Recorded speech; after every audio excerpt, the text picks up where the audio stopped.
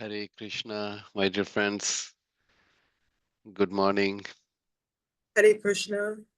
Good morning. Morning. Hare Krishna. Hare Krishna, William, Jessica, Brady, NC. Wonderful to see you all.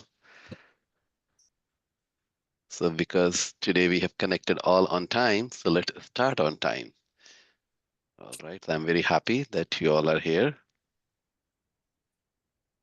I'll just share my screen. Give me a minute.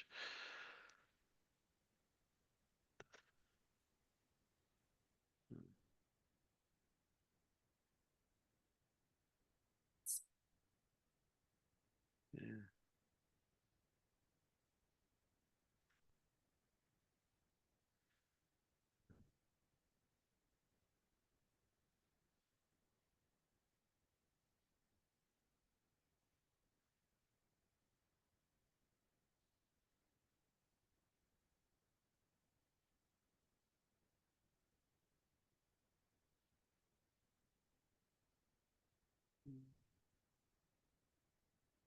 Mm.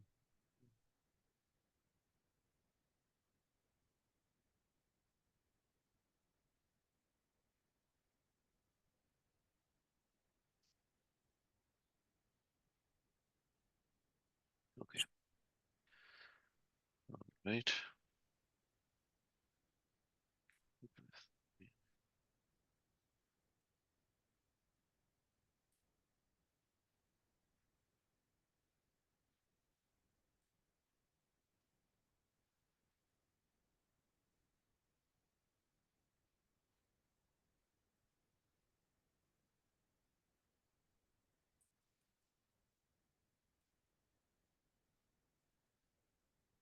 Hope you all can see my screen now. Okay. Yes. All right. Wonderful. So, just like last time, we'll start with the prayer. Try your best, and slowly, as I have said, slowly you will be able to get it. Okay, so what we are doing in this prayer, at least have the more than the words, the intent. Intent is more important. We are trying to get the blessing of the Supreme, the benediction, so that we can learn this subject. Okay, so that's what we are trying to do. And so, because we are full of darkness due to the energy of the manifestation, and we want that energy can be diminished so that we can understand. Right. So, with that, let's start with the good, with all the wonderful intent. And I'll again try to go slowly. You can try to repeat it as best as you can. Okay. Okay. ॐ अज्ञानं तिम्रन्धस्य ज्ञानाञ्जनाशलाकया चक्षुरुन्मीलितं येन तस्मै श्रीगुरवे नमः श्रीचैतन्यमनोभीष्टं स्थापितं येन भूतले स्वयं रूपा कदा मह्यं ददाति स्वापदान्तिकम् वन्देऽहं श्रीगुरु श्रीयुतापादकमलम् श्रीगुरून् वैष्णवंश्च श्रीरूपं साग्रजातं सहगणा रघुनाथान्वितं तं सजीवं साद्वैतं साधुभूतं परिजनसहितं कृष्णचैतन्यदेवं श्रीराधा कृष्णपादान् सहगणा ललिता श्री विशाखान्वितंश्च हे कृष्णा करुणा सिन्धो दीनबन्धो जगत्पते गोपेशा गोपिका कान्ता राधा कान्ता नमोऽस्तु ते ताप्ता काञ्चना गौरांगी राधे वृंदा वनेश्वरी वृषभानु स्तुते देवी प्रणमामि हरिप्रिये वाञ्छा काल्पत्र्युभि एव च कृपा सिन्धुभ्य एव च पतितानां पावनेभ्यो वैष्णवेभ्यो नमो नमः श्रीकृष्ण श्रीकृष्ण चैतन्य प्रभु नित्यानंदा श्री अद्वैता गदाधारा श्रीवासादि गौर भक्त वृंदा हरे Krishna Krishna Krishna Hare Hare Hare Ram Ram Ram Hare Hare Hare Krishna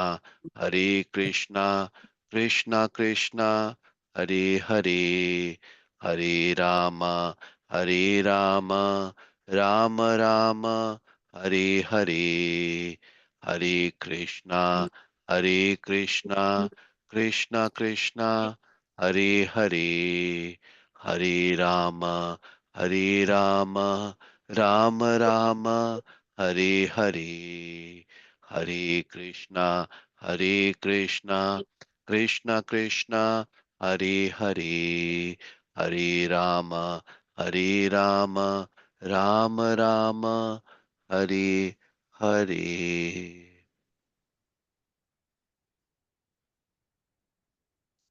We'll pray, my dear friend Krishna, please allow us to understand you and your glory.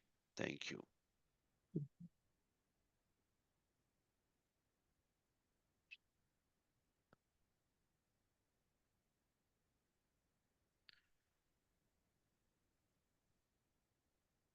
Screen mode. Okay. Hmm. So quick review. Okay. Very quick review. We'd like to go as fast as uh, possible. Uh, not to speak fast, but try to recall fast. Okay. So what do we remember from chapter 1 to chapter 2 connection? What is the connection between chapter 1 to chapter 2? Um,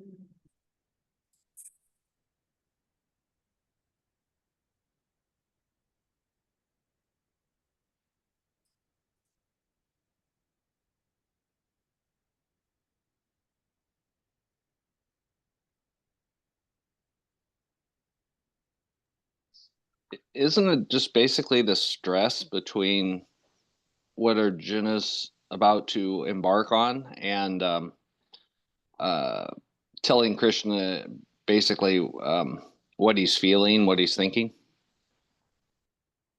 Very good. Very good. And if we can just, anybody would like to elaborate with a little bit more detail what William just said? Arjuna's feeling really sad about uh, the effects that will be in place if he kills his family members from the opposite side. He's worried about the future and um, he's worried about what will happen with the generations to come.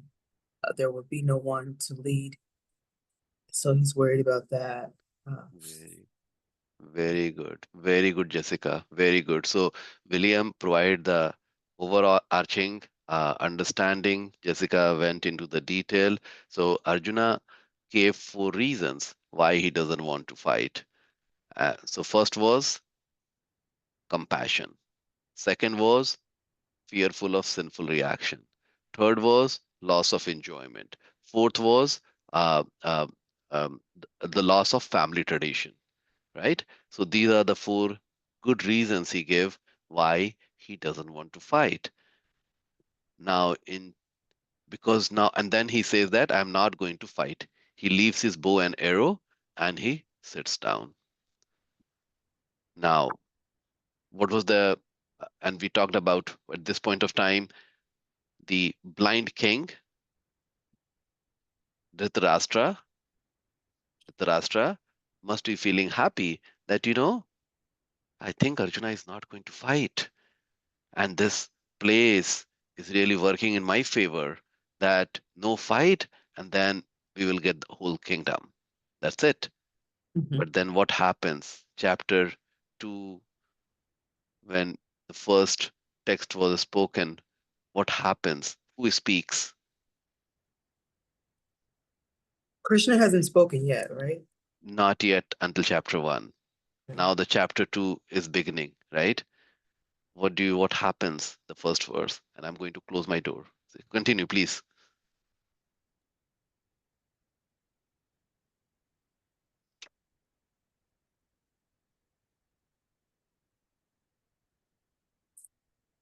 I know he was doubtful. He was doubtful of his son's victories. Yes, of course, that was in chapter 1. Um, chapter 2, the one transition which I really want to hear, like who speaks? Krishna started speaking to Arjuna.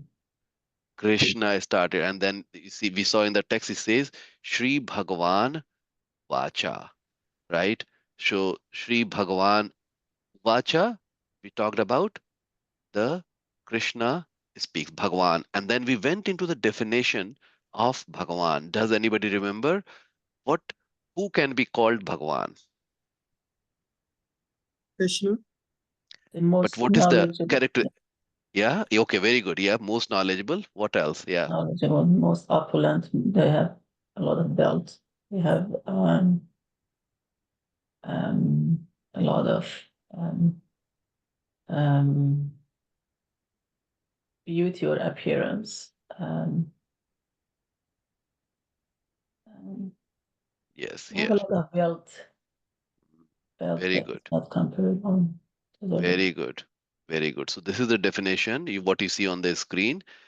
All wealth, all strength, all fame, all beauty, all knowledge, all renunciation. Then only somebody can claim that I am Bhagwan. So no Tom, Dick, and Harry or Deepak coming one day and say, I am Bhagwan. Then you say, okay, you idiot, do you have all the wealth? So I say no. Then get out. Do you have all the strength? No. Then get out. Right? So it is very important that we understand who can be called Bhagwan. And Krishna possessed all these things. Okay, so it was a very important concept. So now you saw the okay. So first, so Krishna now started questioning him and saying, why you are thinking this way? And he uses very harsh word. Any one harsh word. Anybody remembers what's the harsh word he uses? Mm, mm.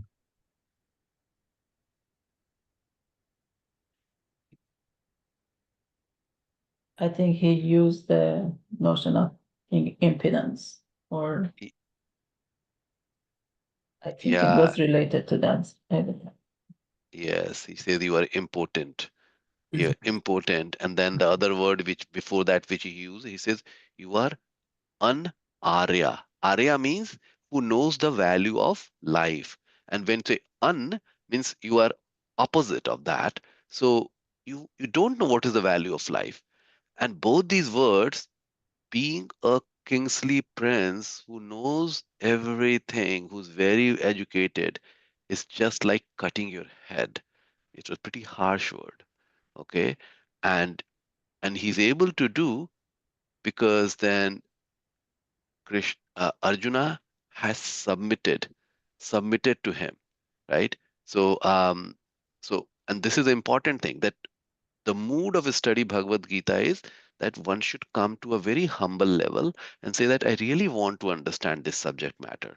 So at this point of time, then Arjuna, so Krishna chastises, okay, and then this verse, he says that. Um, Please, I am totally confused. Please tell me what is the right thing to do. Okay. So now, from this point on, from verse 211, then Krishna starts giving the knowledge of Bhagavad Gita. Okay, this is when the Krishna starts. Okay, and he there are the three verses 12, 12 12th, 13th, and 14th. He gives three important concepts. What is the concept from verse 12? And you can refer your Bhagavad Gita, you can refer your notes, okay? It's totally fine. So this is the first time he actually speaks in the text. Yes. Is verse 11, chapter 2. Yeah. Yeah. Means he speaks like Shri Bhagavanu Vacha happens in verse 2 of chapter um, 2, but there's no knowledge. He's just like talking, right? Oh, Okay, okay. what has happened to you? He started chastising. But the Bhagavad Gita as a subject matter, which is to clear our doubt and allow us to make the right decision, because then we are given the knowledge that truly starts from now, right? I think it was lamenting for the one that exists and the one that will lose. Mhm, Because I Very think good. Arjuna had lamentation of losing people. Very good. Very good. See, so why Arjuna got in lamentation? Because he's thinking that he's going to lose all his people, and that's the reason. Okay, I won't have enjoyment. Then thinks I'm going to kill these people. Oh, then I'll get a sinful reaction. Then I'm going to kill all these elders. Oh, the family tradition will be lost. And because I am compassionate, how can I kill these people? So all those decisions were happening at the bodily platform. And this way we talked about bodily platform is important because that's a vehicle which has been given to us. And this is where William has asked the question. And today, by the end of the session, we will answer that question. Okay, it's a very good question, William, you have asked. Okay, so body is important because that's an instrument. But if we think that's an instrument, if I think that's me, this body is me, then that's where it becomes a problem. This body is not me. I am in this body. As a soul, I am sitting in this body. That's the right conception. So that's the mindset which Krishna start cutting from this text 12. So he says,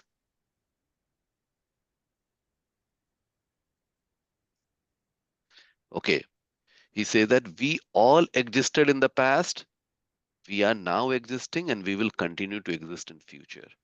So essentially what he's telling, what part of our self is He's he's talking basically about? saying our souls are eternal. Very good. He's talking about the soul now. So he's telling that in this kind of a situation, the decision has to be made higher than the body. Even though body is important, but we have to elevate ourselves out and we have to make the decision from that vantage point. And that's very important for us. The learning for us is when we are making decision in our life, we have to see who we really are. If you think I'm a body, then I'll see, oh, this person insulted me. This person doesn't talk to me, or this person will be competitor to me. Then I make the decision like that. Or this person doesn't love me. Now, if I go elevate myself, the decision changes. So it's a very important concept he started giving. What happens in the next text?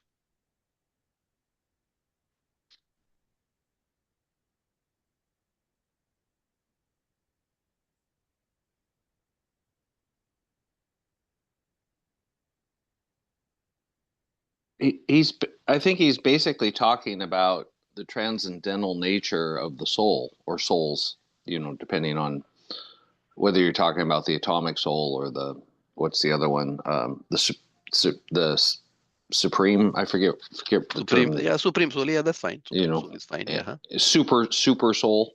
Mm-hmm. And so anyway, I think that's just what he's emphasizing, that that it passes from birth, or our physical birth, through old age and death, and then passes on to another body, and the cycle repeats. Right. Very good. Very good. So see, so he gave the concept that we are soul, and then he's telling, because people will question, hey, what about this body? What is this body? You are telling that I am not, I am soul, but what about this body? Then he gives the characteristic of the body, right? That hey, body is always changing, which means it is temporary. And then what we don't see, but logically we can interpret, is that again, when we die, what happens? People can say, oh, that's the end. But then we know, and these are the concepts we have covered in the previous section, how the people, the past life memory, how we think about, right? How we can explain the karma, why somebody is born rich or poor or beautiful or ugly. How can we explain those things? And just by knowing this, that there is a life after life, and we are taking the karmic balance, that determines the kind of body I'm going to get. And then through the uh, an analysis of that, the how the past life memory works, right? We understand that we incarnate as a new body. Okay, so through that, now Krishna is explaining. Now Krishna is giving the direct message here, is telling that we takes new body again after that, right? So he says that we go through this cycle, and then we take new body. That's the reason we should not get disturbed that, oh, what's happening? One day I was a youth, and today I am getting towards the old life, right? So we shouldn't be lamenting. That's how the nature of this material world functions. Okay, what is the next verse he talks about?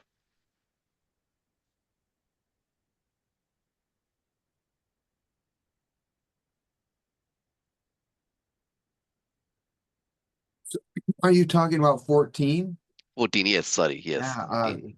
he's saying that we shouldn't be concerned with senses, and it's uh,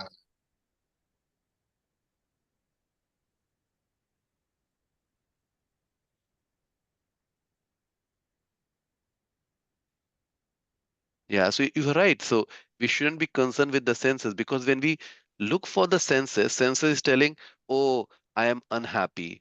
And then the senses is telling, oh, I am happy. So we are always in this, oh, am I unhappy? These things are happening, and my mind get disturbed, right? Or I become too happy due to the senses, and I'm jumping, yeah, yeah, yeah, and I'm not really focusing on my life, where I might be ignoring so many people because I am just dancing in joy. I'm so happy. What is telling that the happiness and distress are just like the summer and winter season. Mhm. So if one thing comes, don't be too sad. Like say I'm going through a bad patch in my life. Shouldn't be too sad. We should learn to tolerate. So let me move and say we should learn to tolerate, right? We should learn to tolerate, and that will make us stronger. Then we will understand this is my duty. For example, William, who is just not the father, who is now have become a grandfather. Now, when he was a father only, because at that time he was not a grandfather.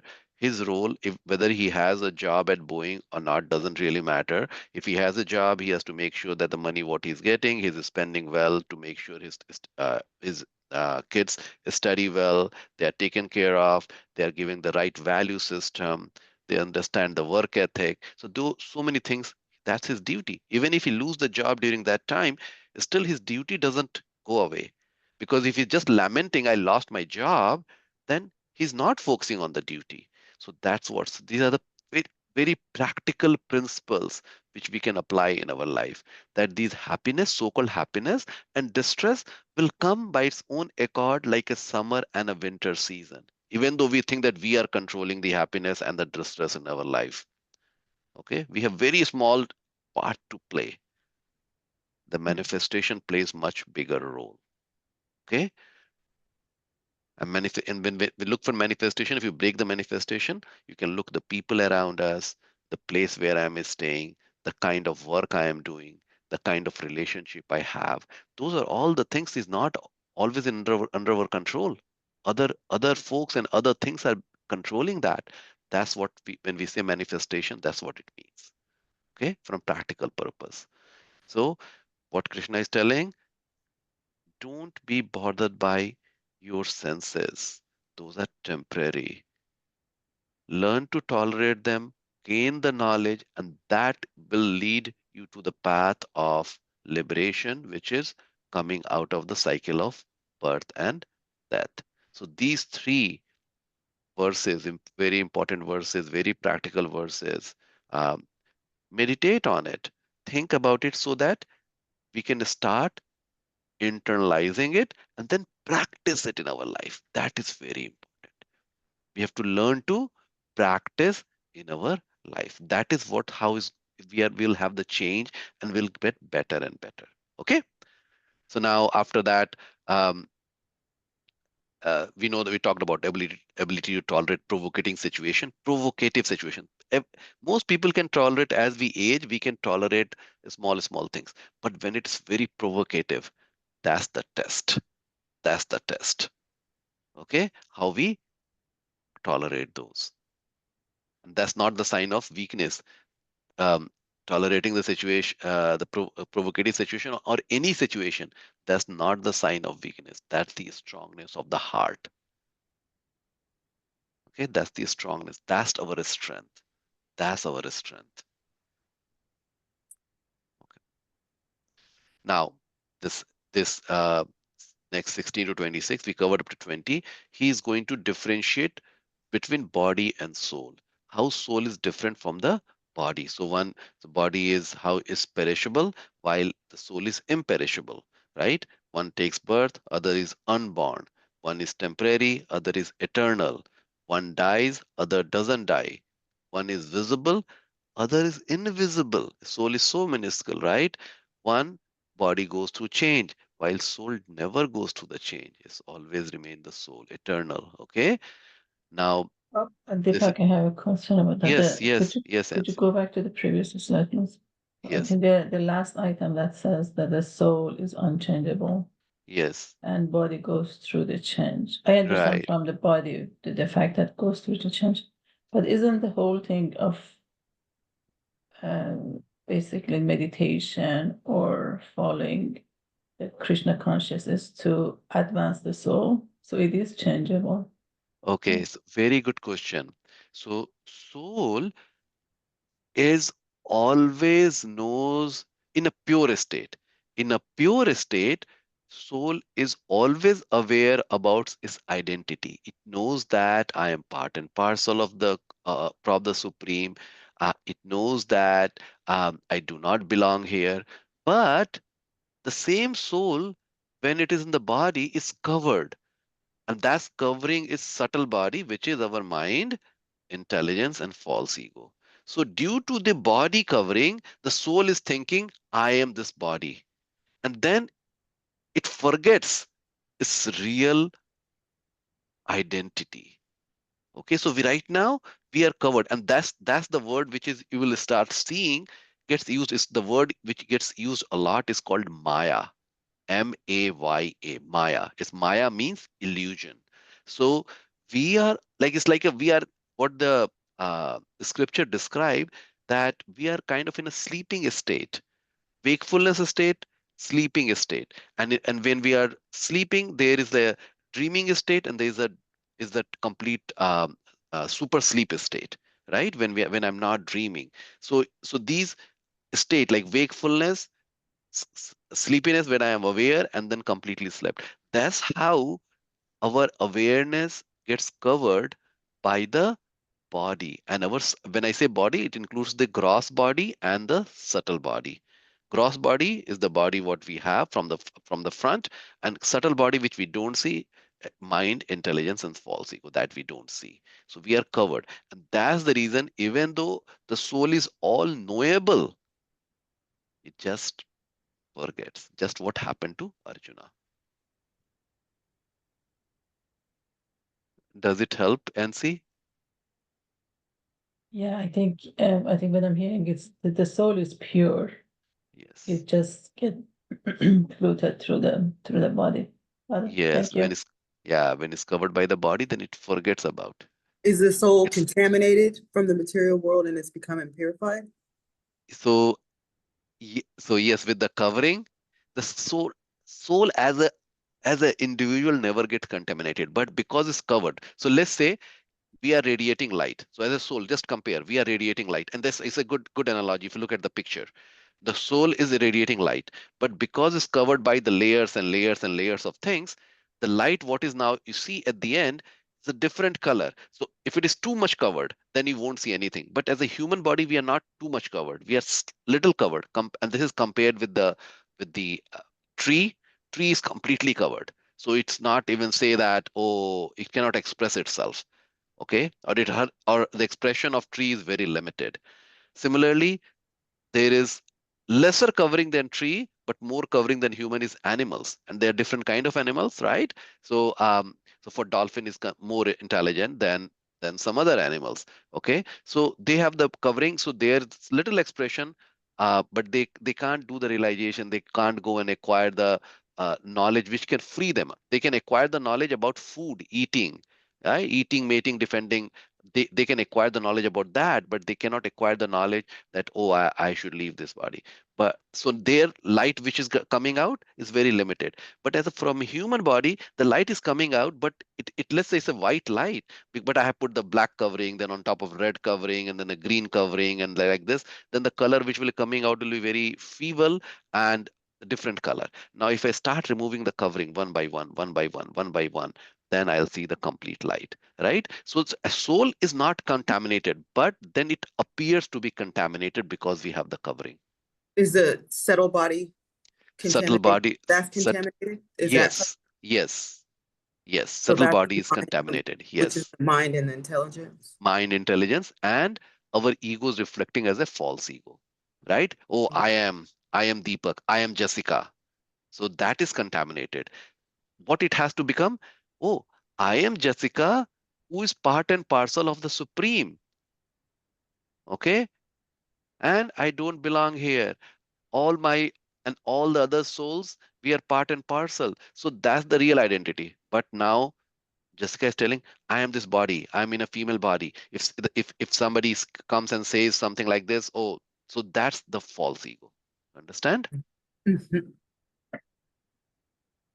Any other question? All good questions. I like questions. A quick question on text 15 or verse 15. Mhm. It mentions the term liberation, so that immediately caught my attention.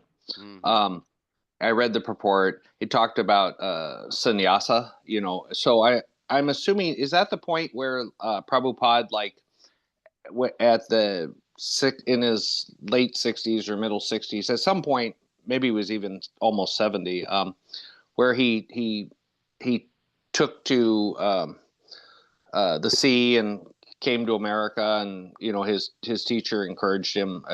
Maybe it talks a little bit about sannyasa. So I don't want to get us off subject, but No, no. So are you confused between liberation and sannyasa, or what is yes, the? yes, Okay, yeah. okay. Okay, so I will cover that in the maybe after a few verses. So just hold on that what sannyasa really means. Okay. Okay. So at this point of time, um, I will today I'll try the other way, right? What we used to do first, we will read, then we'll come to the PowerPoint.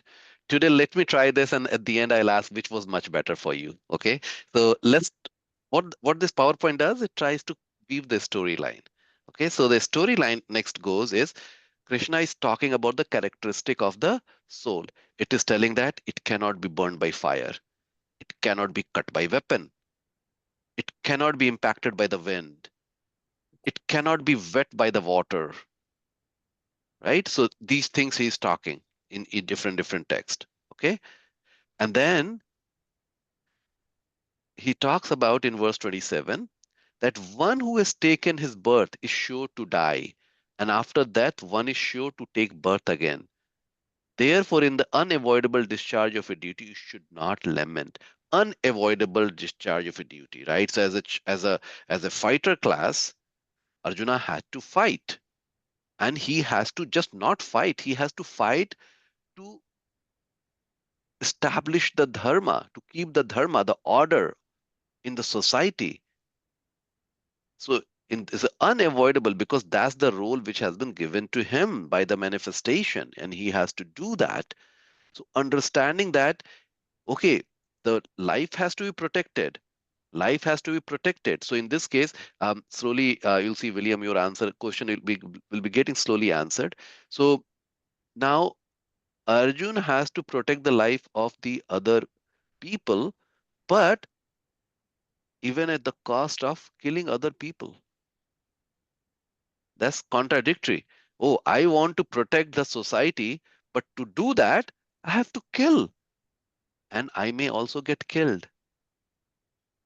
So the higher principle is the society needs to be protected so that these people can elevate and get liberated. Liberated means go out of the cycle of birth and death. Okay, that's the higher purpose. To do that, if there are mischievous people who is becoming an impediment to that goal, then I have to punish them. Then I have to punish them. And for that, even though Arjuna has a compassionate heart, he doesn't want to even kill a bird if it's not to be killed. Due to the duty, the place he has been given in the society, he has to take the action of killing people who are bad people. So punishment has to be done in a right way. I cannot go and punish. If I drop a nuclear bomb, it kills everybody. That's not a right kind of a punishment. But but if there are thieves, they should be punished. If there are murderers, they need to be punished. If there are people who have hurt women, raping, anything, they need to be punished. That's the role of the administrator of the good society. Okay. So in this case, you see how it seems contradictory, but it's not contradictory because for the higher purpose, you have to take the weapon to kill the bad people. And the beauty of that, killing the bad people, if actually reduces their karma because they got punished already. If I don't get punished, then the manifestation will be punishing that person slowly and slowly and slowly and slowly and slowly and slowly. Or in the next life, again, they will they will, by getting that punishment, they people going to the jail actually is reducing their karmic balance in this life. Otherwise, the karmic balance will carry in their next life. Does that help, William, with your question? Yeah, it does. It helps a little bit. It explains the why the state does what it does, for the greater good, we used to call it. Uh my question had to do with it says the living shouldn't lament. A wise person shouldn't lament, uh because we go on and our soul's eternal. But I was thinking, like, well, if that's the case, why, if somebody's drowning, naturally I want to help them. But it's saying don't lament the living or the dead, and so I was just thinking, well, what wouldn't that necessitate, somebody's reaction who's saying, oh, I'm not going to save this drowning person, or I'm not going to give this person water, because a wise person doesn't lament those things, or something like that. I don't know. I was just No, kind no, of no, no. So that's exactly. speculating. No, you're not speculating. This is a good question. I'll repeat what you have said from 2:11. Okay. Okay. Those who are wise lament. So 2:11 verse says that those who are wise lament neither for the living nor for the dead, Right. quote unquote. Right. And now your question, since life isn't lamentable as per this, why act to save it? Karma knows the soul is eternal. Why act to protect someone's body? Isn't it a contradiction? That's the question, right? Yeah. Should we save a drowning person? Yes, That's the yes, question. yes. And that's what I was trying to explain with this example. Yes. So answer is yes, we should save the drowning person. So now, if you are Arjuna, or now because we are talking from you are Arjuna, you have to protect and save people. Now, in the case of drowning people, because drowning in the swimming pool or in an ocean, You will go jump even at the cost of you getting you may be dead, right? You jump and you try to save because that's your role. Now, even if that's not the role as a human, because we are compassionate for the other people, that's the role of that's one of the virtue, that we have to be compassionate. Killing other people doesn't mean that I'm not compassionate, because killing the bad people is a compassion, because I'm trying to put them on the right path. The dad scolding a scolding his son or daughter is a compassion, even if the son and daughter cries, because you're trying to put them on a right path. Okay, so yes, even though the body will die, but the body is a gift, which the human body is especially is a gift which allows us to transcend this human life and go to the spiritual world. So I have to protect this body.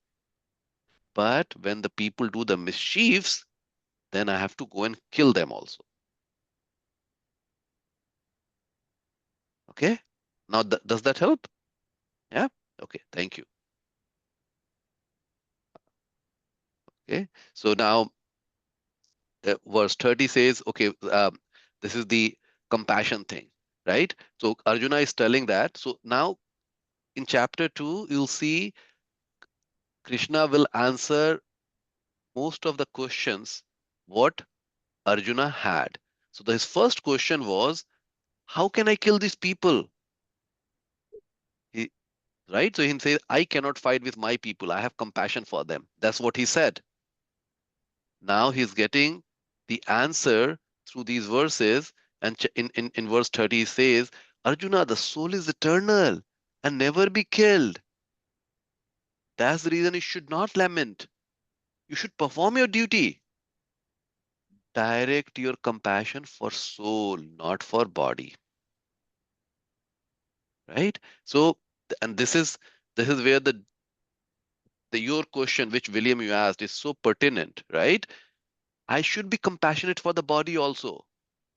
But when I have to make the decision between the one body versus many bodies.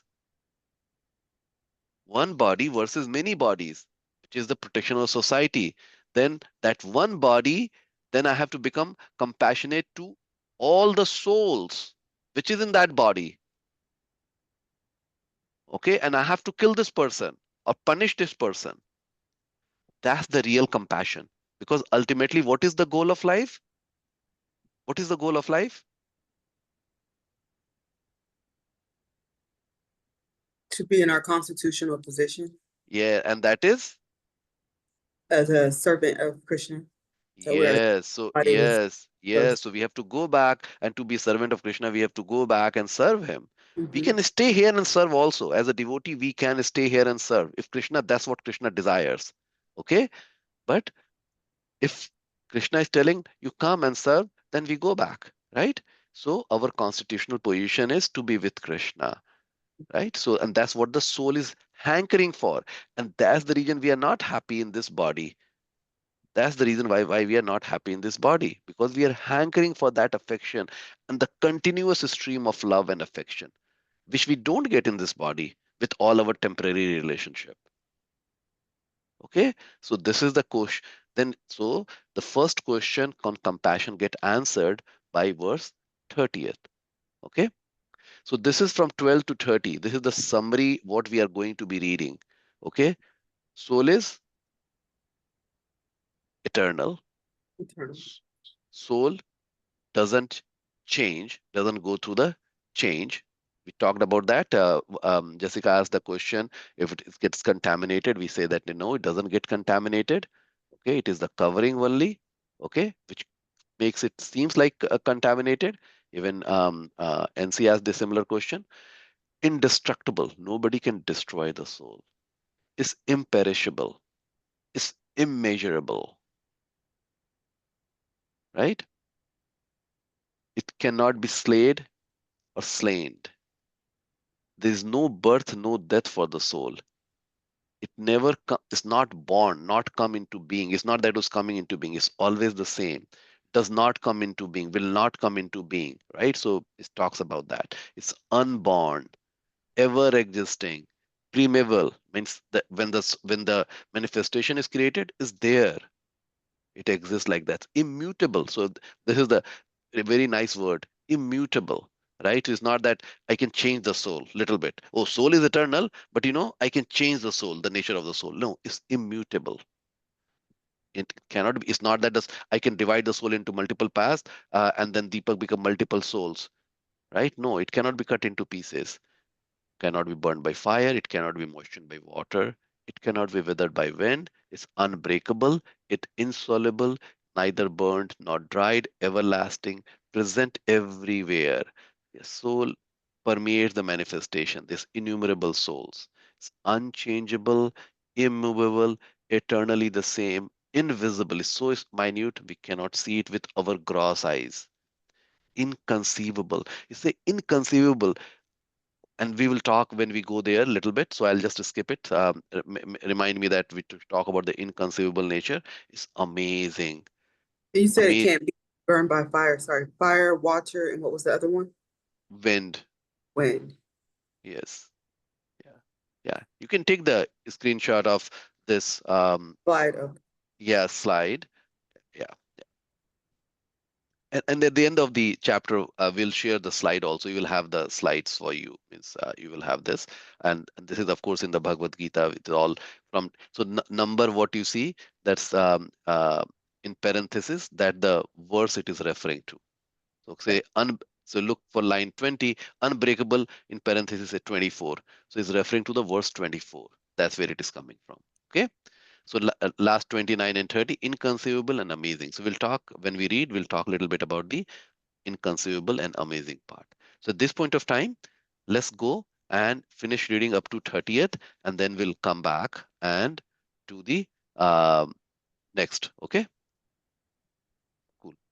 Uh,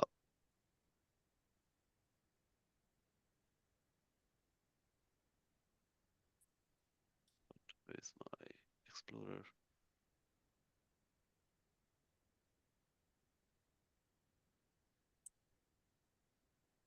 Okay, I think.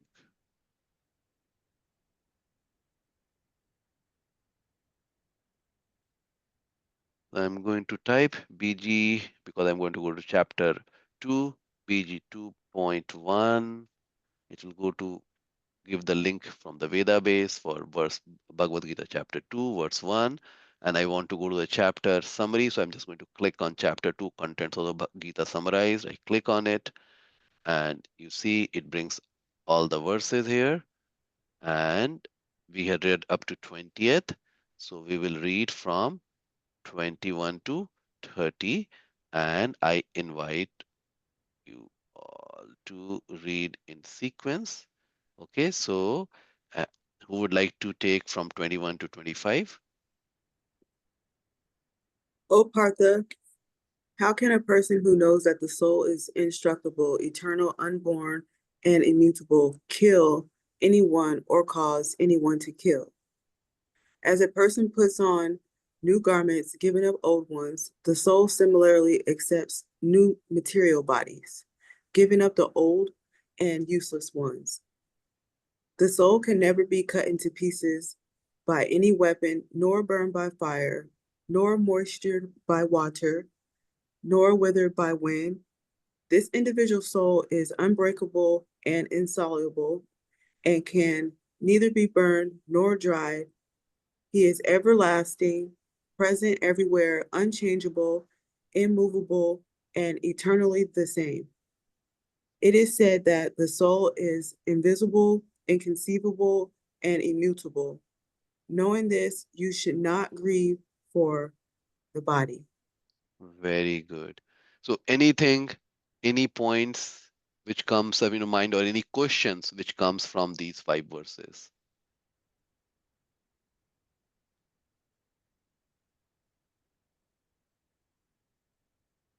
It's all about the power of soul. Mhm. Yes, yes. So I will definitely one thing which I see, like person puts us a new garment, giving up old ones. The soul similarly accepts new material bodies, giving up the old and useless ones. This is the direct citation about the incarnation of our different bodies, right? So see, there's a direct proof. So this is how we learn from the scriptures. They are direct proof, right? So we don't create our own. We see, oh, there's a direct proof, and then we go and validate, and we say, yeah, it makes sense. So that's the way to gain the knowledge. Any other thoughts, questions before we move to the verse It, 26? it Go ahead. uses the metaphor of clothing as a way to think about it. As we change our clothes, the soul changes the material body of a person. So Yes, yes, yes, it's a metaphor. Yes, yes, thank you. Okay, who would like to read from 26 to 30th? I'll try. Please. If, however, you think that the soul, for the symptom of life, will always be born and die forever, you still have no reason to lament, Almighty God. One who has taken his birth is sure to die, and after that one is sure to take birth again. Therefore, in the unavoidable discharge of your duty, you should not lament. All created beings are unmanifest in their beginning, manifest in their interim state, and unmanifest again when annihilated. So that need is there so what need is there for lamentation? Some look on the soul as amazing, some describe him as amazing, and some hear of him as amazing, while others, even after hearing about him, cannot understand him at all. O descendant of Partha, who will dwell in the body, can never be slain. Therefore, you need not grieve for any living being. All right. So please tell me, what are some of the things which pops out? What questions comes in your mind, if any? They manifest in they're unmanifested in the beginning, and then they manifest in their interim state. So it's like in their interim state, they actually become who they are. Yes. So see, it is talking about. So the question he now, good teacher will argue from multiple angles. The first is telling that Krishna is telling that, soul is eternal. You shouldn't be lament. Then he said that even if you think, let's say he's telling that, oh, you don't believe me. Okay. Let's say even if you take an example that it is going to die. Like, so he says in verse 26, if, however, you think that the soul will always be born and die forever, you still have no reason to lament. Why? And then he answers in that he all, because he's telling that we know for a fact, our observation is anybody who's take the birth, they die. And then after birth, one takes birth again because we know there is a past life memory, and people say that, oh, and they remember, right? So we know that, oh, they are going to be born, reborn. Then he's telling all created beings are unmanifest in the beginnings. From there, we can interpret that, this soul is going through the manifesting and unmanifesting. So soul is an individual being, okay? In the spiritual world, we get the spiritual body. But as a soul, I cannot, I cannot express myself, right? I need a body to express myself, either a material body or a spiritual body. So from that perspective, now is telling that, yes, we, if we don't have a body, then it's unmanifest. And then when I'm given a body, I manifest. And then unmanifest again when annihilated. Annihilated, he means annihilation of the body. Okay. So then he's telling, even from that perspective, why do you need to lament? Right? See, a good teacher is telling that even if you don't believe, even from that perspective, there is no need to lament. Make sense, Jessica? So when is the interim state? Is that like at birth? Interim state, yes. So this is we are in an interim state right now. Okay. We are manifesting as a human body at this point of time. So your interim state, Is Jessica, as a female body human. Deepak as a male body human. That's the interim state. What is our permanent state, Jessica? You said what is our Permanent state. is soul, right? We are soul, but what will be my permanent state? Permanent state? Is our spiritual body? Yes, yes. Jessica as a soul in her spiritual body, serving Krishna in his pastime. That's your permanent state. Okay, and the unmanifested, all created beings are unmanifested in their beginning, but didn't Krishna say that there never was a time that we were not born? Yes. So unmanifest means I'm not showing my characteristics. So as if I'm just only a soul, and if I don't have the body, means if I don't have the spiritual body or the material body, then I won't be able to express myself. That state is called unmanifest. So it is existing, but is not able to say much about its existence. So that state is called unmanifest. So you just don't have a body.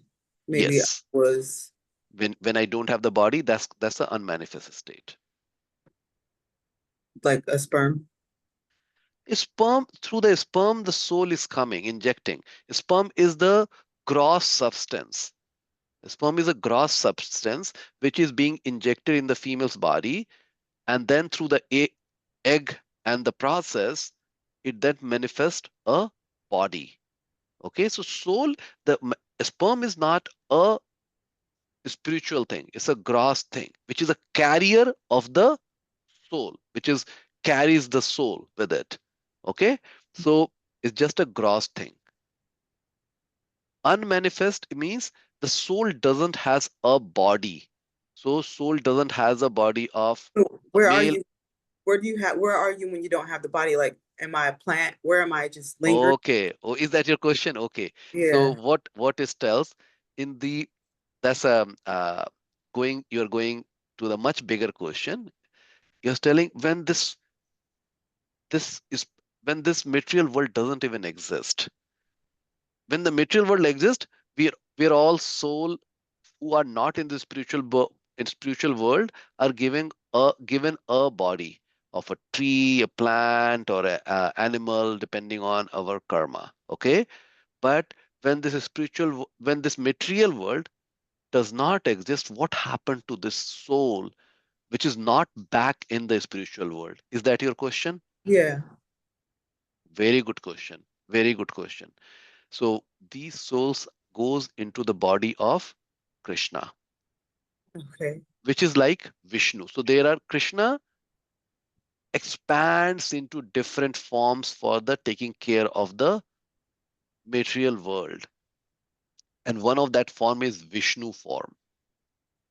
Vishnu. Okay. Have you heard that name, Vishnu, before? Yes. Yes. Okay. Yeah. So all these souls goes into the body of Vishnu. And then when the material creation is created, the souls comes and impregnates the material universe, and they come in different body based on their karma. Okay. So before we hit the material world, we're in the body of Vishnu. Vishnu. And then once we come to the material world, he puts us into the lower, like the plants and all that first, and then we go up to the human. It depends on our karma. So let's say when the world was getting, the whole universe was getting annihilated, we were very close to going back to God. I mean, so I have really got purified. We have been just chanting also, but still I have some desire for enjoyment, for my bodily enjoyment. So I'm not back, right? I'm not back to spiritual world. And then the whole universe got unmanifested, right? It means been destroyed and unmanifest. Now in the next cycle, when it's manifest, then I'm not given a birth of a animal. I'm given a birth of the human. Okay, Mhm. or maybe sage, maybe a saint who will now grow and become perfect, and then they will go back.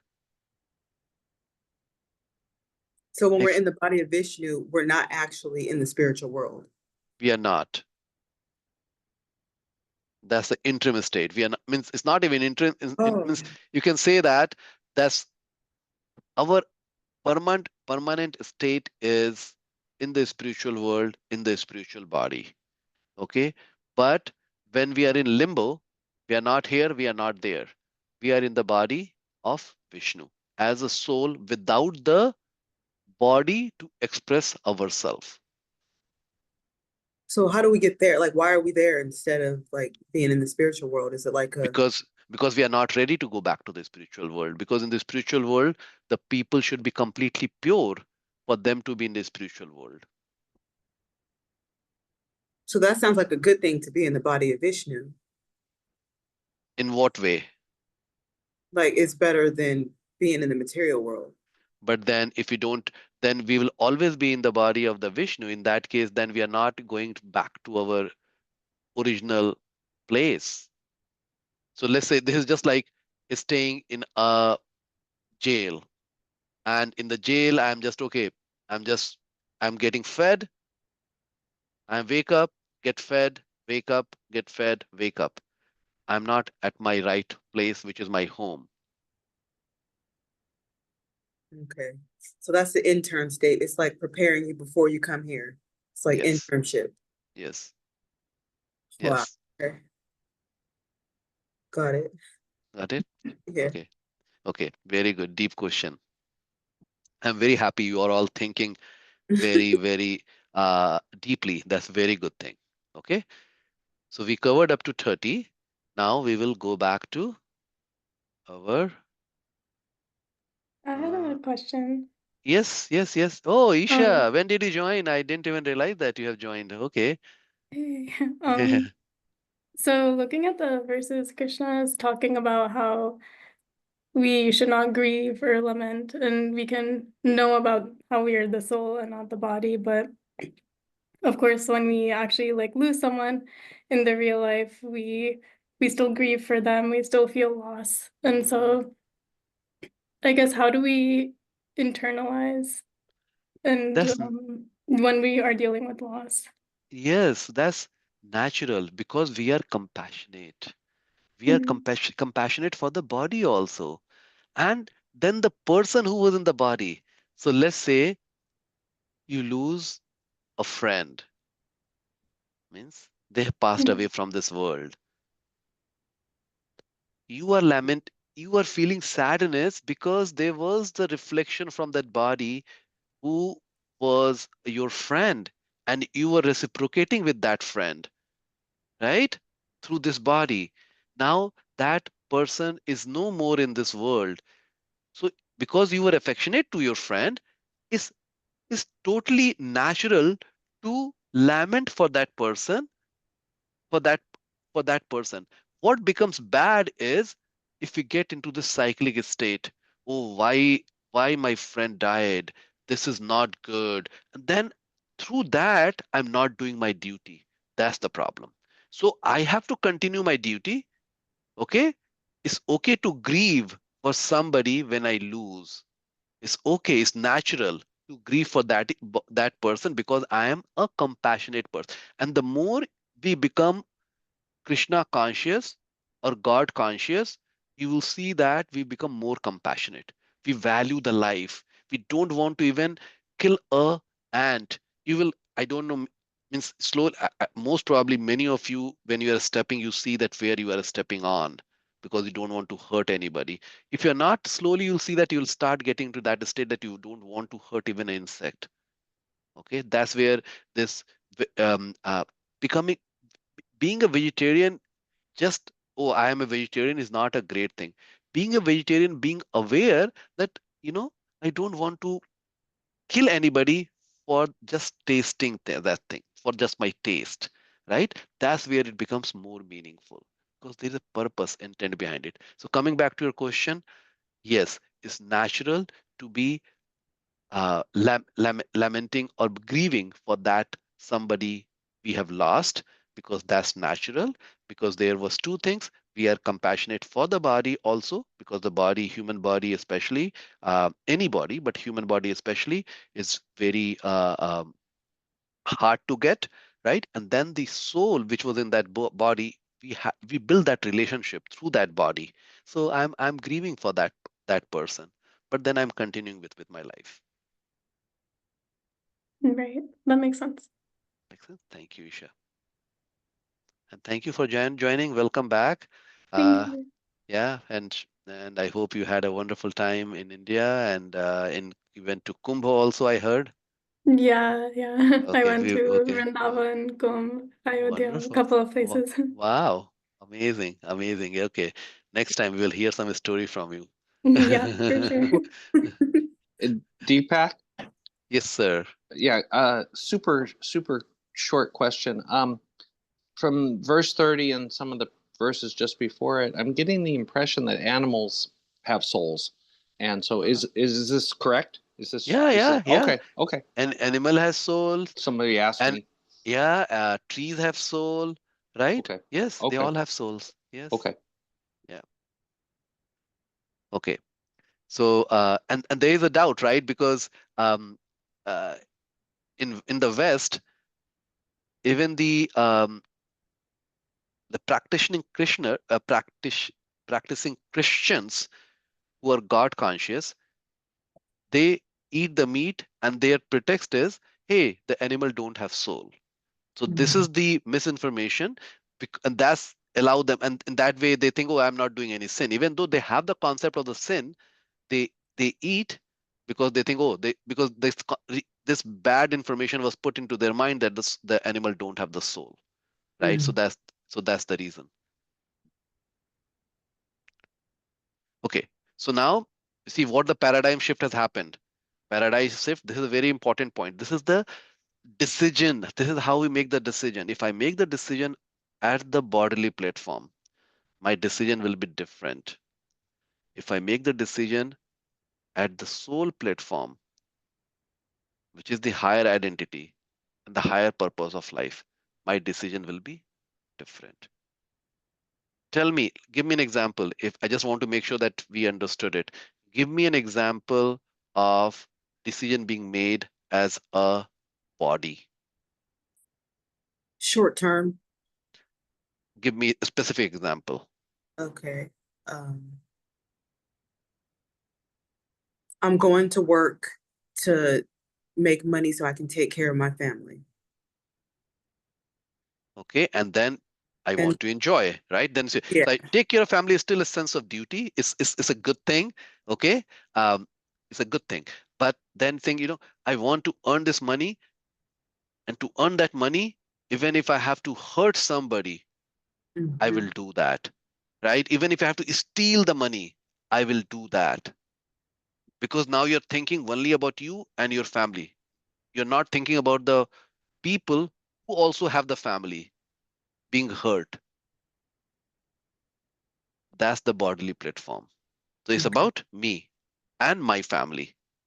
That becomes the purpose, and then I ignore the other people and the other people family. Make sense, Jessica? Yes. Okay. And now somebody give me an example of the making the decision at the soul platform.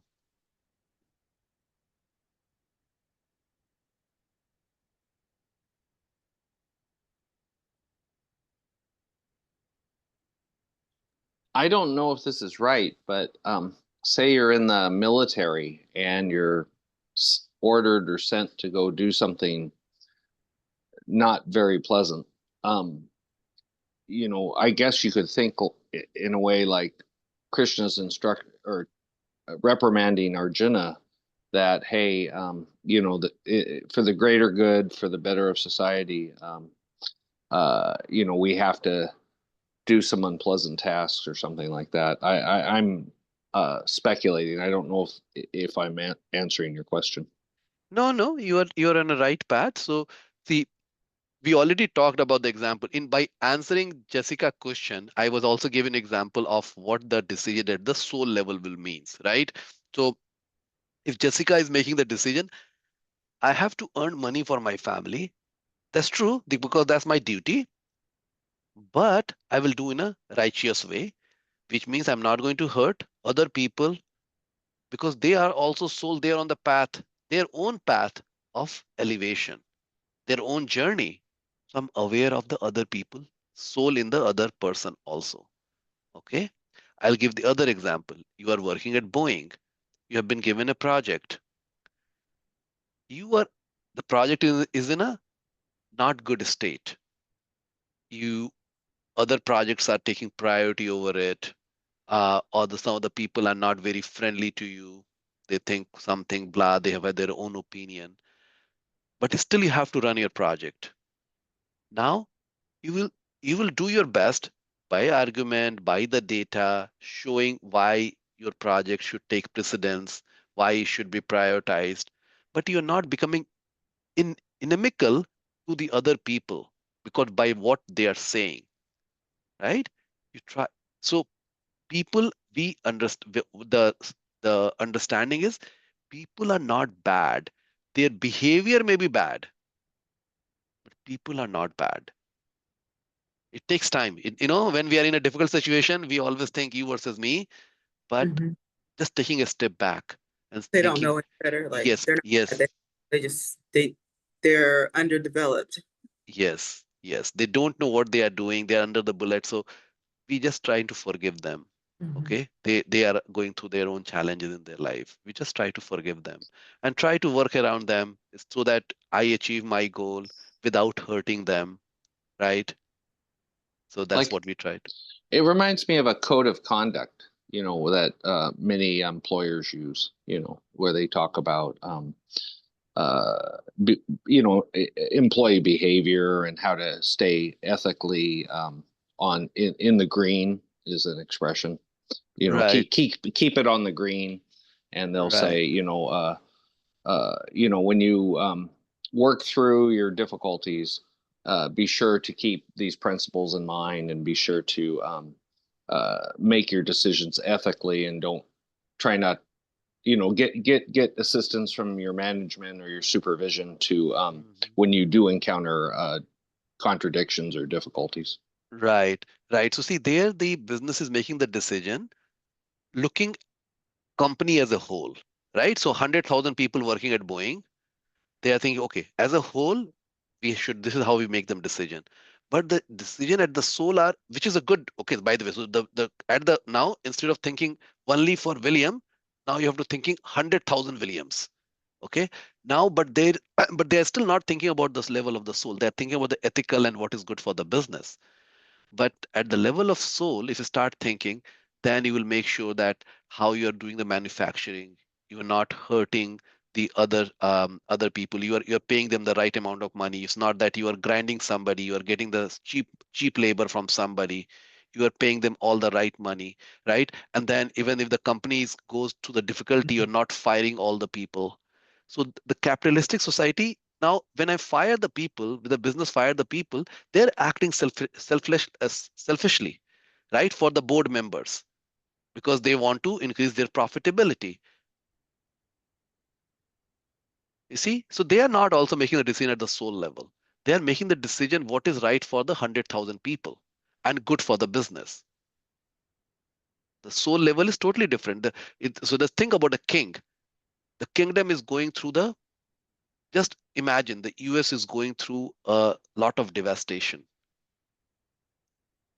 The king, let's say this ruled by a king, or let's say even ruled by a very kingly president, okay? That person will ensure that how everybody is able to survive, how we can be compassionate, how we can bring them together is still. So that's how they will think. They won't think about the politics. Right now, politics, okay, go and if I'm a Republican president, make sure Republicans they are taken well care of. Then I'll go to Democrat. It's not that I won't go to Democrat, but first Republicans, then Democrat. So you know how the politics works. But the king, they don't think like this because they're thinking about everybody equal. They're the soul level, right? So different way of thinking. So this is it is a wonderful subject to internalize, right? As we internalize, you'll get more clarity. I don't have all the answers in the world. Sometimes I also get confused. But when I apply these principles, the answer will appear. That's called realization. Mhm. That's called realization. All right. Good So discussion. paradigm shift, that's what paradigm shift is? Yes, ma'am. Paradigm shift is complete shift because I got some new knowledge. Okay, so I thought it was like, I think that's it, like a shift of information. Shift due to the knowledge, but this is so knowledge which completely allows me to think in a very different angle. So paradigm is it's not a small shift, it's a big shift. So if you look for the English dictionary meaning, paradigm, it's a big shift. I thought it was like say, for example, like how the demons, how they had like a certain knowledge and they were able to like manipulate and take advantage and they used the knowledge for like not for good. The people like to like innocent people, like Krishna transferred that information from them to the innocent people and it's a paradigm shift. So they're now losing the knowledge that they once had and the innocent people are receiving the information now. That's what I thought it was. I know um, I didn't get your question completely when you started with the demon, Uh-huh. right? And then you said that knowledge got transferred from a demon to somebody. I lost Yeah. you. Okay, so like let's say when Krishna enlightens people, like the demons, like they have a particular knowledge, so they're able to manipulate and take advantage Mhm, because they're being controlled by a different, let's say, mode of ignorance or mode of passion, but they also receive knowledge to be able to do that. mhm, And the ones that are like predatorial, they look for innocent people, like you know how they say like mhm, you can tell the difference between an innocent person or a demoniac person. They mhm, look for the innocent person and they take advantage of them because they don't know who they are. mhm, And then like through the innocent person, through their realizations from what the demoniac person did to them, like Krishna transfers like that information through the realizations, like your consciousness is like raising and it's like a paradigm shift. So because of all the negative things that the demonic person did, like they lose knowledge, they lose intelligence, and then the intelligence is given to that innocent person and their consciousness is raising, and then it's now like a paradigm shift. in the in the in the demon or in the innocent person? To the innocent person. So To the now, innocent person? yeah. Okay. Okay. Yeah. So see,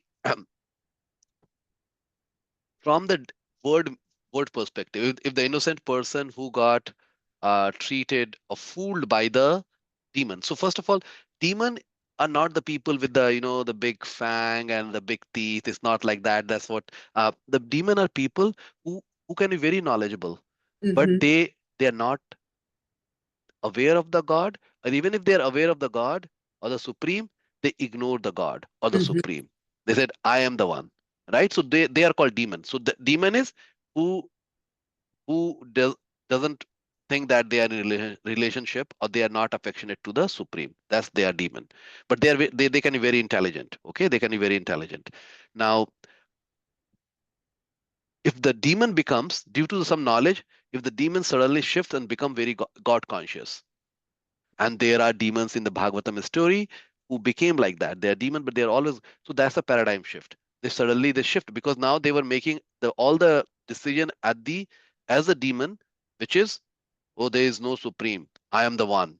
Let me mm-hmm. rule, right? Ravan or Hiranyakashipu. These are the like different stories. Some of you may be hearing it for the first time. So they are making the saying, I am the one. Everybody should worship me. I am the one. And if this suddenly changes and Yeah, becomes, so that's a paradigm shift is something, some new knowledge or some new experience has caused that shift. So that's called a paradigm shift. yeah, that's what I'm trying to say. That's it. Yeah. Yeah. Yeah. Okay. Okay. Thank you. Okay. So lesson is, first set your identity correctly, because that decide how we think, how we desire, how we act, and how we experience in this world. Okay, so there is a beautiful video I would like to play. And this thing is bothering me. Okay, allow. One day, a young boy asked his father, "What is the value of his life?" Can you hear the sound of the Instead of video? Okay. answering, the father told his son to take this rock and go sell it at a market. If anybody asks the price, raise 2 fingers and don't say anything. The boy then went to the market, and a woman asked, "How much is this rock? I want to put it in my garden." The boy didn't say anything and raised up 2 fingers. And the woman said, $2, I'll take it. And the boy went home and told his father, "A woman wants to buy this rock for $2. The father then said, "Son, I want you to take this rock to a museum. If anybody wants to buy it, don't say a word and just put up 2 fingers." The boy then went to the museum, and a man wanted to buy the rock. The boy didn't say a word and put up 2 fingers. And the man said, $200, I'll take it. The boy was shocked and went running home. "Father, a man wants to buy this rock for $200. His father then said, "Son, the last place I want you to take this rock is to a precious stone store. Show it to the owner and don't say a word. And if he asks the price, just put up 2 fingers." The son then went to a precious stone store. He showed the rock to the owner. "Where did you find this stone? It is one of the most rarest stones in the world. I must have it. How much would you sell it for?" The boy put up 2 fingers, and the man said, "I'll take it for $200,000. The boy, not knowing what to say, ran home to his father. "Father, there's a man that wants to buy the rock for $200,000. His father then said, "Son, do you know the value of your life now? You see, it doesn't matter where you come from, where you were born, the color of your skin, or how much money you were born into. It matters where you decide to place yourself, the people you surround yourself with, and how you choose to carry yourself. You may have lived your whole life thinking that you were a $2 stone. You may have lived your whole life surrounded by people that saw your worth only for $2. But everybody has a diamond inside of them. And we can choose to surround ourselves with people that see our value and see the diamond inside of us. We can choose to put ourselves in a market or put ourselves in a precious stone store. And you can also choose to see the value in other people. You can help other people see the diamond inside of them. Choose the people you surround yourself with wisely. That can make all the difference in your life.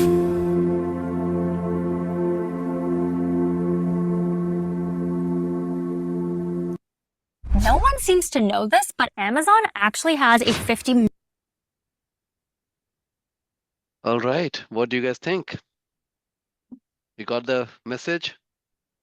And Yes. what is the message? Anybody would like to take a shot at it?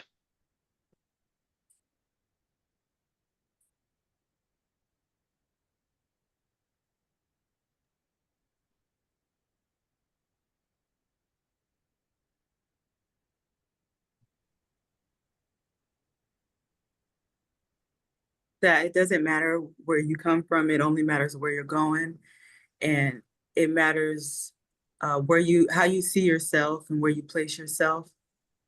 And that there's something good inside of each and every one of us. And you can choose to see the good inside of you and the good inside of others and help others see the good in themselves. Okay.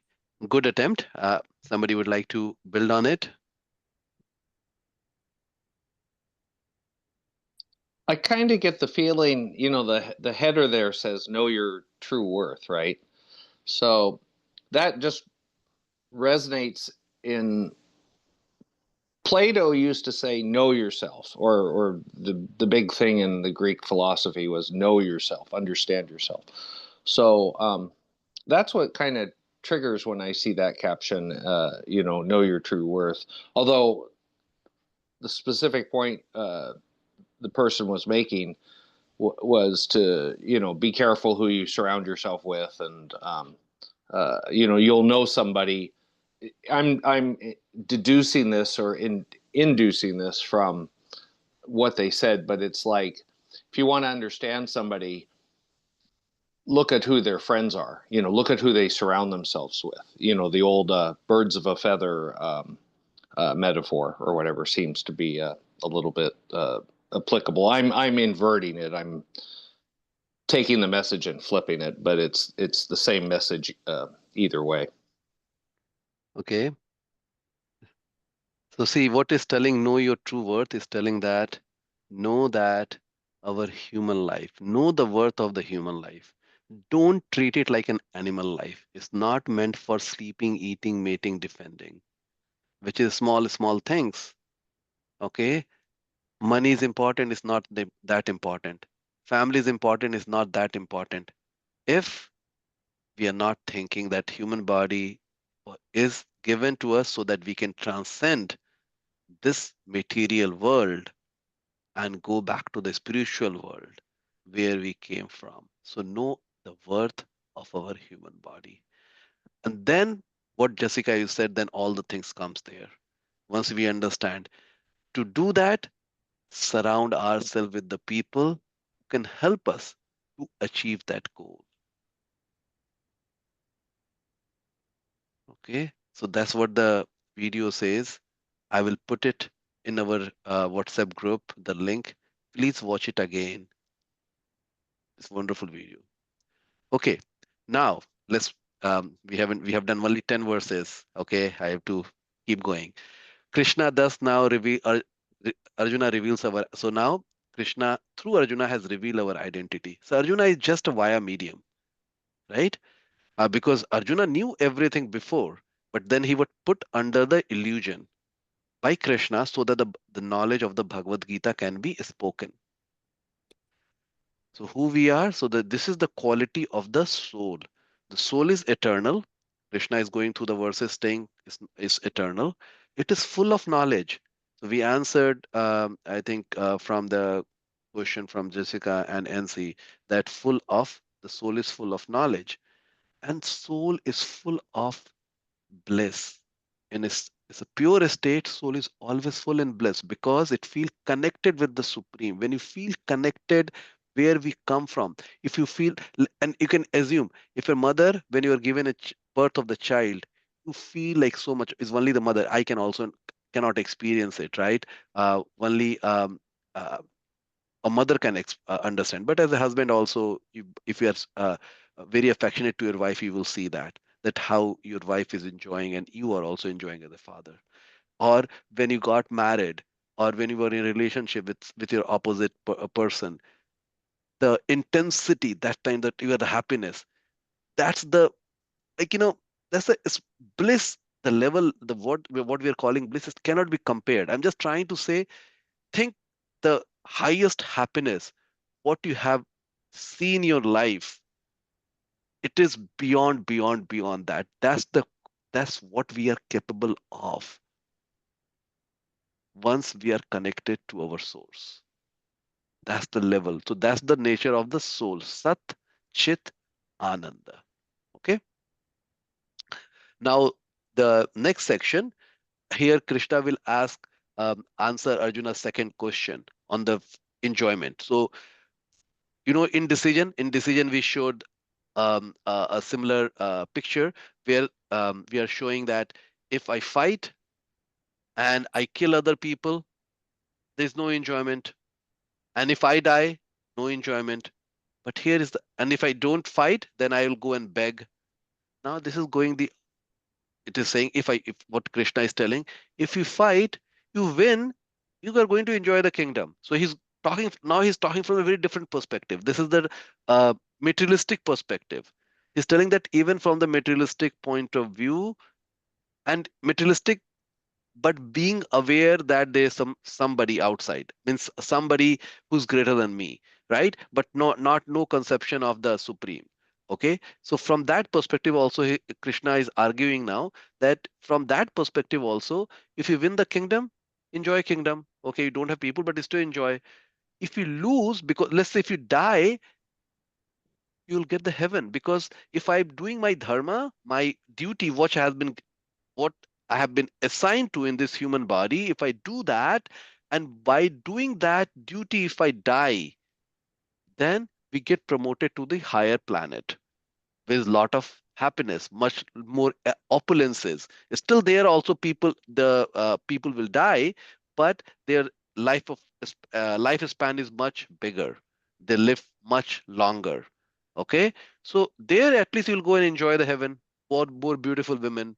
Okay, this is what the in the Christianity and in the Islam they talk about the going into the higher planet where people can enjoy a lot of beautiful women and lot of opulence, right? This is the heaven. You'll go at least go to the heaven. And if you don't fight, then then Krishna is saying, if you don't fight, then you are going to get sin because you are giving up your duty, which is worse. And you'll get, because you are a big fighter, you get infamy, which is worse than death. If somebody is a very rich person, very considered to be very pious, and then they lose their reputation, then it's become worse than that.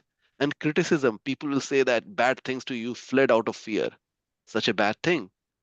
Okay. So the concept which Krishna will be talking in the next few verses is understanding what is our duty. So this argument is for the people who understand, they don't have the concept of the supreme or the even the soul, but they have the concept of the duty. Even from that perspective, for Arjuna, fighting is a good thing. And for that, these um, concepts are being given. Okay. So there's a term called swadharma, means my duty. Swa means one's own, dharma, duty. What is my duty? So so there are two separations. On the left, body. So I have a certain duty as a body, and I have certain duty as a soul. Duty of the soul, we understand, we are eternal soul, we belong to Krishna, and we should go back. That will be further elaborated in chapter 7 to 12, and even in chapter 4. For the elaboration will continue. But as a body, a human body, as William's body, as Brady's body, right?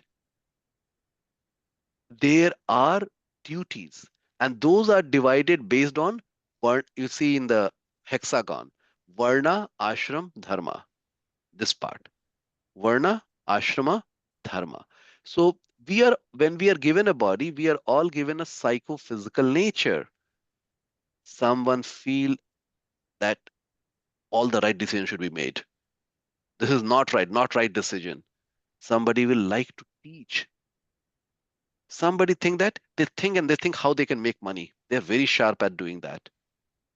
And other people can be like, you tell me what needs to be done, I'll go and do it. You tell me. And they are very good executor, but they can't make the good decision. Just tell them. Amazing worker. Companies love those people. Okay. So those are divided into 4 classes. This is how the society is divided. And in any society, you will see these classes exist. But the Bhagavad Gita talks about this. The teaching class is called Brahmana. The fighting class, the administrator class, is Kshatriya. Kshatriya. The business class is called Vaishya. And the working class, who takes the order and work, is called Sudra. Okay, so you'll see 4 classes of people in all the society. So now you tell me, Arjuna was in which class? The fighting, the second one, Yes, Kshatriya. Kshatriya. Okay, Kshatriya. And then, so this is 4 classes of men. But then there are 4 classes of duty, depending on what part of my life I am in. So if we are given, let's say, 100 years of life to live in, right? And you are born as let's say, a business class, Vaishya. So Jessica is doing a business. Okay, and she may or may not have the business class uh, aptitude. We don't know. I don't, but I want to bring the point. Sometimes we are forced, like by luck or something, we are doing certain kind of work, but that work doesn't delight me. I feel I'm not in a right work. You feel something, you want to do something else, but because you have to earn money, you end up doing that. Okay. So, but I'm not going there. I'm saying, assume that um, Jessica is in a Vaishya class. She's a businesswoman, right? Now, there are 4 division in her life. 0 to 25, brahmachari. Brahmachari means we live a life of the celibate, no physical connection with the opposite gender, and the focus is on getting the knowledge. The focus is getting the knowledge and not getting distracted by having the connection with the opposite gender. So that's brahmachari. It's all required. So especially for all the men, this is exactly the life they will go to the teacher. They will study and they will maintain the life of the celibate. Then comes the grasta. This you see in the yellow, grasta. This is called the family life. This is the family life. This time one get married. Most people will get married. There's a small part of society who doesn't want to get married. Their calling is that I don't want to get married. Okay. So this is Garastha. There you go and produce the children and then make sure that they are God conscious children. That's your duty, right? And you make sure that you take care of your wife well. If you're a man and a woman, if you're a woman, make sure that you're taking care of your husband and your kids well. And we'll talk more on that. Okay, that what's the duty of the family member. That I'll definitely spending a lot of time on as we are going through the different chapter. Garastha. Vanaprastha is 50 to 75. When you have children are born, they are on their path, they did their college, schooling, they are educated, they are now adult. Husband and wife, they take a life of a kind of a renunciate. Now they are not focusing on that, oh, I have to take care of my children, I have to take care of my grandchildren. They are on the path of acquiring the knowledge and getting detached from the world out of the attachment, not losing the affection. Their affection will be now growing for the wider forum of the society, not for their immediate family members. Okay? So Vanaprastha life. And they are getting more knowledge, reading more, because they are preparing themselves to go back to the Godhead. So they're Sannyasa, still, hold on, they're still married, right? this so it's more so people can choose. If Okay. they think that marriage is becoming a foundation, it doesn't allow, they can, they don't need to go to the court to sign a paper and say, I'm divorcing.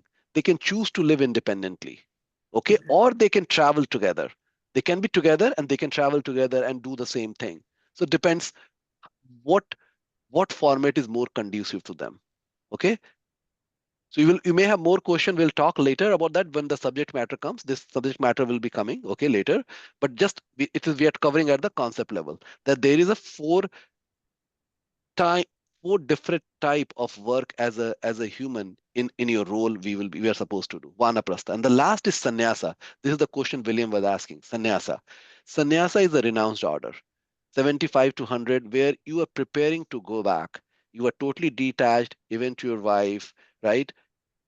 Everybody, you are just focusing. Wife is detached from the husband, focusing, because when we are attached to each other, we are thinking, many times we think in terms of the bodily platform also, right? So the focus, we get attached to supreme Krishna at a high level, right? So this is the typical life. This is not, we don't, as a devotee, we don't follow this. Okay, so don't get confused. This is for the people who don't still have the still they are on the path. They don't have the complete understanding of the pure devotional service. What the Bhagavad Gita ultimately teaches is the pure devotional service. By the chapter 18, it will become clear, right? But there are different people in the society who are not ready for the pure devotional service. For them, this is the path which has been recommended, that this gives them the order in their life. This gives the order, regulated life. This is a regulated life. Okay.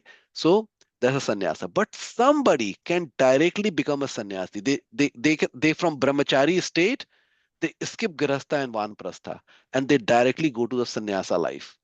So the William, So directly from brahmachari, they become sannyasa. They think that I don't want to get married. I know the truth.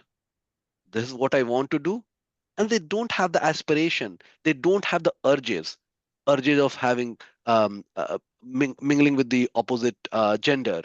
They don't have those needs and wants. They're naturally inclined for the renounced order of life. Those are the candidate who take the sannyasa. They never get married. They are not attracted towards the means their focus is totally Krishna, Krishna, Krishna, and Krishna. That's it. And Krishna means they have they may be focusing on a different part of different name of Krishna. Oh, Jesus, Jesus, Jesus, or Prophet Muhammad, Muhammad, Muhammad, or Allah, Allah, not right, not Prophet Muhammad means he's the messenger. Allah, Allah, Allah. That's a different name of God. Okay, so focus is totally on the supreme. Okay, so this is the regulated life. So at the body level, even if somebody doesn't have the concept that I am a soul, they think at the body level, but they then maintain the regulated life. For the devotee, which is on the right hand side, the soul is eternal. That will be explained how to live a life of a devotee from 7 to 12. Okay, concept. So this was the concept. What gives us happiness? So now further, you'll see that what gives us happiness, work or result of work. So people say that, oh, okay. Typically people say that, oh, we believe result of work gives me happiness. Okay, they say that result of work give me happiness. But what we learn that attitude to perform action will give us better happiness. So we should work, but we shouldn't be attached to the result. Rather, what it says, actions performed as a duty with sincerity, honesty, gratitude, and satisfaction in heart will make us really happy. In that case, even if I don't get the result as a businessman or businesswoman, you don't meet your target of profitability. Still, but because you worked with sincerity, you took care of a customer, you were honest, you are grateful for all your partners and customers who came in your life, you will be happy because you're satisfied. Okay, so that gives the more happiness. So 31 to 37, it says that perform your duty. And it says that Arjuna was, will I be happy if I perform my duty? So answer Krishna gives, yes, if you perform your duty, when you do your swadharma, because as a fighting class, and the Sanskrit word for that is as a kshatriya, fighting class, that's your duty. If you do that, there is no loss of enjoyment because you are doing your duty. That's who you are. So even if whether you win or lose, that will give you higher sense of duty. So there is no loss of enjoyment. Don't think at the platform of the body. Think at the platform at the duty level, right? That's what it's talking about. Okay. So the first was for the compassion, answering the question on the compassion. Krishna said that think about the soul level. And in that case, you are being compassionate to the soul. Now, his loss of enjoyment, he's saying that even if you look from the body perspective, but if you look at the duty on that body, which we all should, then still you are better off fighting and there is no lack of enjoyment. You will enjoy because you did your duty. Okay, so this 7 words we'll read and we will end the class for today. There were a lot of question answers, so we couldn't, I would like to go and a little faster, but we'll see. Okay. So I would like to read one person to read all the 7 verses, 31 to 37, who hasn't read yet. You can read this. Go ahead, Brady. Considering your specific duty as a Kshatriya, you should know there is no better engagement for you than fighting on religious principles. And so there is no need for hesitation. O Partha, happy are the Kshatriyas. Kshatriyas to whom such fighting opportunities come unsought, opening for them the doors of the heavenly planets. If, however, you do not perform your religious duty of fighting, then you will certainly incur sins for neglecting your duties and thus lose your reputation as a fighter. People will always speak of your infamy. And for a respectable person, dishonor is worse than death. The great generals who have highly esteemed your name and fame will think you have left the battlefield out of fear only, and thus will consider you insignificant. Your enemies will describe you in many unkind words and scorn your ability. What could be more painful for you, O son of Kunte? Either you will be liked on the battlefield and obtain heavenly planets, or you will conquer and enjoy the earthly kingdom. Therefore, get up with determination and fight. Okay, so see here, verse 1 in this section, it's come clear that realize that as the class of person, which is our psychophysical nature, realize whatever duty is and do our duty. Even if I don't have the concept of the soul, we know that we have been given this body for a purpose. Okay, so do your duty. That is more important than not doing your duty and saying that, oh, I'll get a sin or that. Like, okay, so if somebody is, let's say, has been given a role of the people who do the execution in the jail, what they are called? Executor? Executioner, right? Okay, executioner. Now, that role that person has been given is a terrible role, isn't it? You're Yes. killing Yeah. people, but Yeah. that's the role that person has been given. So it is more important for that person to do that his duty, right? So sometimes we have the kind of a business, the job which is not very conducive. Um, and this is a little more complicated, means somebody said, oh, I'm a robber, so my duty is to kill. No, robbery is not a duty. I have so people shouldn't be misused what I'm saying. Um, Means, but whatever, like think of the father or mother, whatever the role, if you're an administrator class or a business class or a teacher or a worker class, we should choose and do our work in a regulated manner.